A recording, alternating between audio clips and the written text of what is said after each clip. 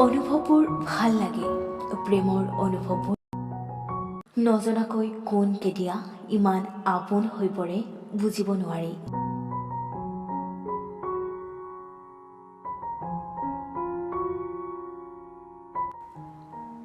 অচিনাকি সেই ব্যক্তিগৰাকীয়ে আমাৰ জীৱনটো সুন্দৰ কৰি তোলে।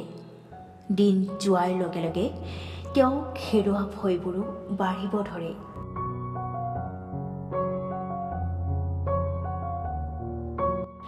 যেতিয়া আন কাৰোবাৰ সৈতে তেওঁক অলপ ঘনিষ্ঠতাৰে কথা পতা দেখোঁ, বুকুৰ ধপধপনিবোৰ বাঢ়ি আহে তেওঁৰ প্ৰতি অভিমান।